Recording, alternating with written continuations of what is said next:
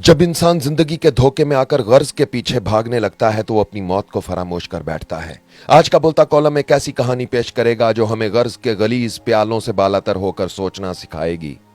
बादशाह का मूड अच्छा था। वो अपने नौजवान वजीर की तरफ मुड़ा और उससे मुस्कुराकर पूछा, तुम्हारी जिंदगी की सबसे बड़ी ख्वाहिश क्या है? वजीर घुटनों पर झुका और आजिजी से बोला, हजूर, आप दुनिया की खूबसूरत तरीन सल्तनत के मालिक हैं। मैं जब भी ये सल्तनत देखता हूं तो मेरे दिल में ये ख्वाहिश पैदा होती है, अगर इसका 10वां हिस्सा भी मेरे पास होता तो मैं दुनिया का खुशनसीब तरीन शख्स होता। ये कहकर वजीर खामोश हो गया। बादशाह ने कहकहा लगाया और बोला, मैं तुम्हें अगर अपनी आधी सल्तनत दे दूं तो? वजीर ने घबराकर ऊपर देखा और आजिजी से बोला, बादशाह सलामत, ये कैसे मुमकिन है? मैं इतना खुशकिस्मत कैसे हो सकता हूं? बादशाह ने फौरन अहकामात लिखने का हुक्म दिया। बादशाह ने अपने पहले हुक्म के जरिए अपनी आधी सल्तनत नौजवान वजीर के हवाले करने का फरमान जारी कर दिया और दूसरे हुक्म में वजीर का सर कलम करने का हुक्म दे दिया। वजीर दोनों अहकामात पे हैरान रह गया। बादशाह ने अहकामात पर मुहर लगाई और वजीर से बोला, तुम्हारे पास 30 दिन हैं। तुमने इन 30 दिनों में सिर्फ 3 सवालों के जवाब तलाश करना है। तुम कामयाब हो गए तो मेरा दूसरा हुक्म मंसूख हो जाएगा और तुम्हें आधी सल्तनत मिल जाएगी, और अगर तुम नाकाम हो गए तो पहला हुक्म खारिज समझा जाएगा और दूसरे हुक्म के मुताबिक तुम्हारा सर उतार दिया जाएगा। वजीर की हैरत परेशानी में बदल गई। बादशाह बोला, अब मेरे 3 सवाल लिख लो। वजीर ने लिखना शुरू किया। बादशाह ने कहा, पहला सवाल, इंसान की जिंदगी की सबसे बड़ी सच्चाई क्या है? दूसरा सवाल, इंसान की जिंदगी का सबसे बड़ा धोखा क्या है? और मेरा तीसरा सवाल, इंसान की जिंदगी की सबसे बड़ी कमजोरी क्या है? बादशाह ने उसके बाद नक्कारे पर चोट लगवाई और बुलंद आवाज से बोला, तुम्हारा वक्त शुरू होता है अब।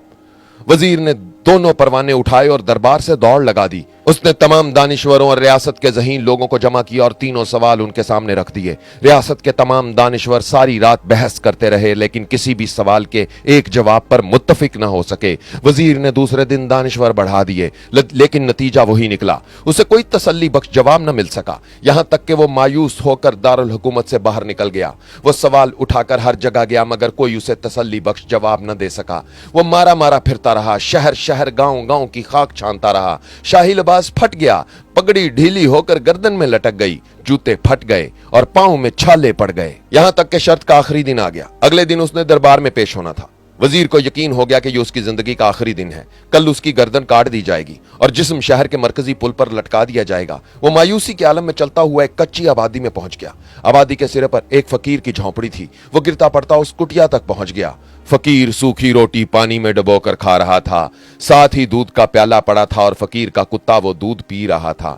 फकीर ने वजीर की हालत देखी, कहकहा लगाया और बोला, जनाब आली, आप सही जगह पहुंचे हैं। आपके तीनों सवालों के जवाब मेरे पास हैं। वजीर ने हैरत से फकीर की तरफ देखा और पूछा, आपने कैसे अंदाजा लगा लिया कि मैं कौन हूं और मेरा मसला क्या है? फकीर ने सूखी रोटी के टुकड़े छाबे में रखे और अपना बोरिया उठाया और वजीर से कहा, ये देखिए, आपको बात समझ में आ जाएगी। वजीर ने झुककर देखा, बोरिये के नीचे शाही लिबास पड़ा हुआ था। ये वो लिबास था जो बादशाह अपने करीब तरीन वुज़रा को अनायत करता था। फकीर बोला, किसी वक्त में मैं भी इस सल्तनत का वजीर था। मैंने भी एक बार आपकी तरह बादशाह से शर्त लगाने की गलती कर ली थी। नतीजा आप खुद देख लीजिए। वजीर ने दुखी दिल से पूछा, क्या आप भी जवाब तलाश नहीं कर सके थे? फकीर ने कहकहा लगाया और जवाब दिया, मेरा मामला आपसे मुख्तलिफ था। मैंने जवाब ढूंढ लिए थे। मैंने बादशाह को जवाब बताए, आधी सल्तनत का परवाना फाड़ा, बादशाह को खुदा हाफिज कहा और इस कुटिया में आकर बैठ गया। यहां मैं और मेरा कुत्ता मुतमईन जिंदगी गुजार रहे हैं। वजीर की हैरत बढ़ गई, लेकिन यह साबिक वजीर की हमाकत के तज्जिए का वक्त नहीं था। जवाब मालूम करने के लिए वो फरियादी बन गया। उसने फकीर से पूछा, क्या आप मुझे मेरे तीनों सवालों के जवाब दे सकते हैं?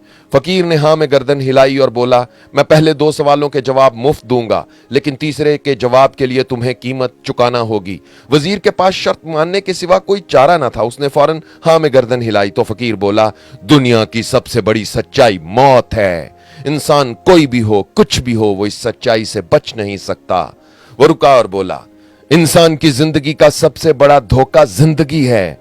हम में से हर शख्स जिंदगी को दायमी समझकर इसके धोखे में आ जाता है। फकीर के दोनों जवाब नाकाबिले तरदीद थे। वजीर सरशार हो गया। उसने तीसरे जवाब के लिए फकीर से कीमत पूछी।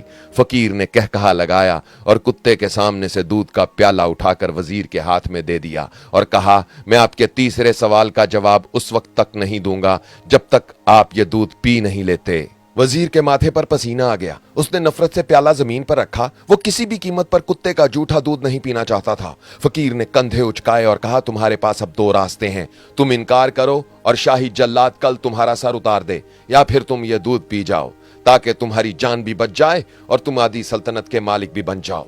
वजीर परेशानी के आलम में सोचने लगा। यहां तक कि जान और माल जीत गए और सेल्फ रिस्पेक्ट हार गई। वजीर ने प्याला उठाया और एक ही सांस में सारा दूध पी गया। फकीर ने यह देखा तो कहकहा लगाया और बोला, मेरे बच्चे, इंसान की सबसे बड़ी कमजोरी गर्ज होती है। ये उसे कुत्ते का जूठा दूध तक पीने पर मजबूर कर देती है। और यही वो सच है जिसने मुझे सल्तनत का परवाना फाड़कर इस कुटिया में बैठने पर मजबूर कर दिया था। मैं जान गया था मैं जूं जूं जिंदगी के धोखे में आऊंगा, मौत की सच्चाई को फरामोश करता जाऊंगा। मैं मौत को जितना फरामोश करता जाऊंगा उतना ही गर्ज की दलदल में धंसता चला जाऊंगा। मुझे हर रोज इस दलदल में सांस लेने के लिए गर्ज का गलीज दूध पीना पड़ेगा। लिहाजा मेरा मशवरा है, जिंदगी की तीनों हकीकतों को जान लो, तुम्हारी जिंदगी अच्छी गुजरेगी। वजीर खजालत, शर्मिंदगी और खुदतरसी का तोहफा लेकर फकीर की कुटिया से निकला और महल की तरफ चल पड़ा। वो जूं जूं महल के करीब पहुंच रहा था, उसके एहसास शर्मिंदगी में इजाफा हो रहा था।